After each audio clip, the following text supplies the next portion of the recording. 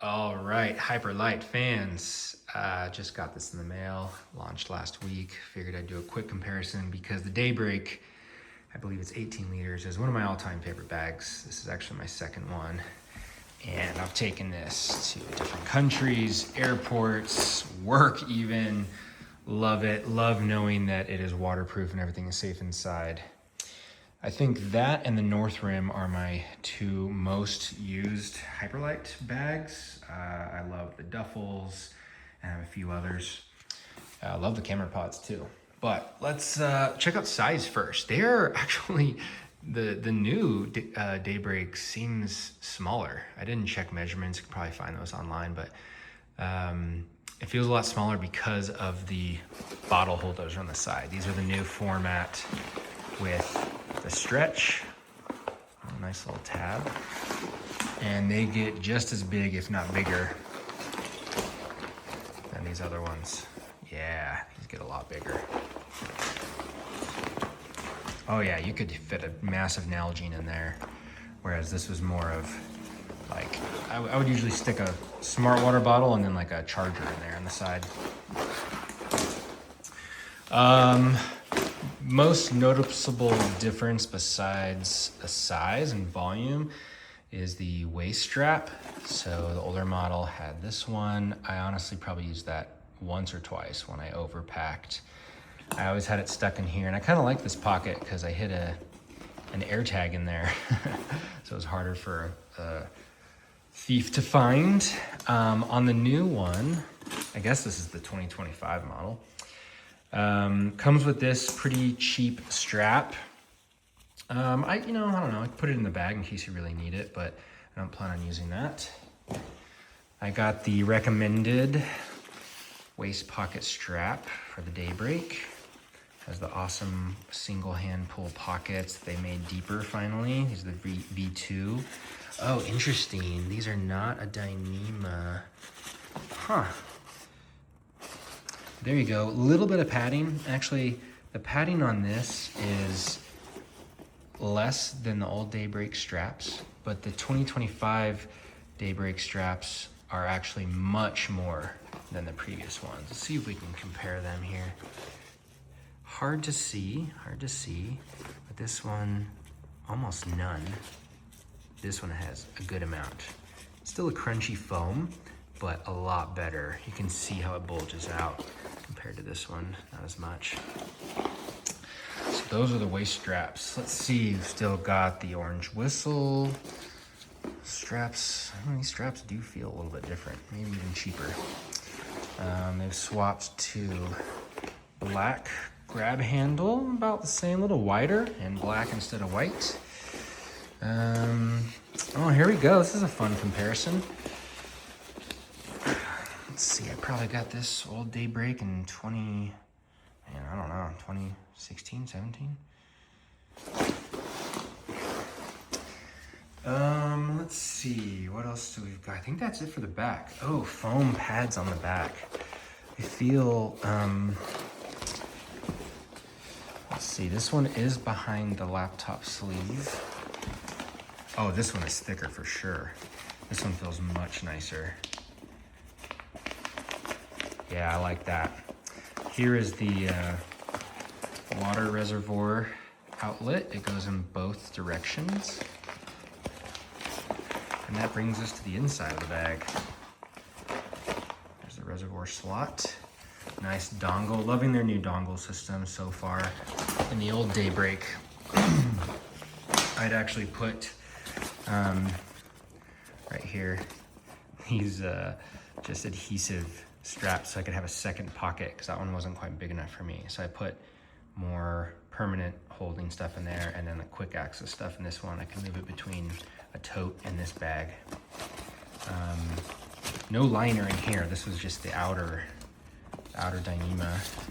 And then the one pocket that didn't go all the way down, which was great if you didn't want your iPad or small laptop to hit the ground, but not great if you had a large laptop. That's about all the interior features on the old one. The 22 has a much larger footprint in the bottom. You can see my hand fits widthwise.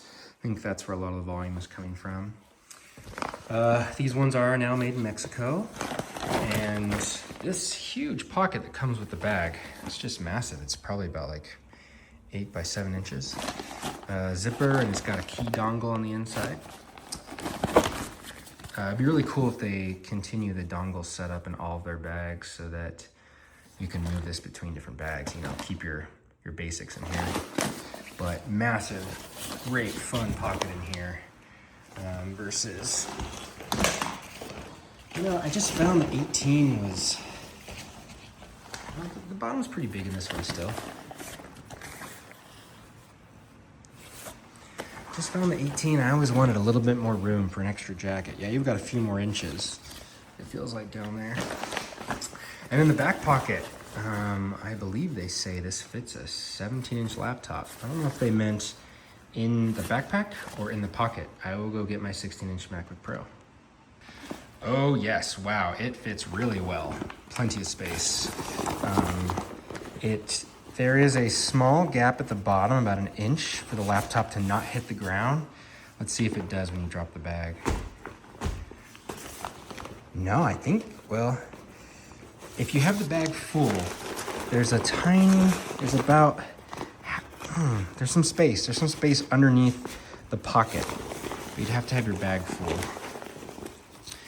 And just as an example, I mean, this one would never fit in the actual pocket here, but there's a sample of a 16-inch. This is an M1 MacBook Pro, and for size reasons, look at that. Look how much taller that is in the 22 liter. Let's go ahead and move to the front, I think. They have also changed, not sure when they did this, but these must be fairly new. Still got the draw cords on the front. Looks like you can, yeah, I love these new connectors up front so you can keep them taut. Opposed to this one. This one's all over the place. I probably should have cut this by now, but I've taken that off sometimes. And then, great massive front pocket. It is actually smaller than the 18-liter pocket. Because this one goes all the way down to the bottom of the bag, has the drain holes. This one does not come to the bottom of the bag. Just where the black ends. And then the pocket. Pocket is a significant size. It comes up, so you could tuck something in, it's your full length, and then it's about my hand's length all the way down. But there we go. Hopefully that helps someone on deciding on sizes, or if you need to upgrade. Love the new white. The new one also comes in a black. And I think my favorite feature so far is that this one stands up better on its own, even empty. And probably second to that would be the newer, much larger water bottle holders. Let me know if you have questions. All right, that couldn't be all.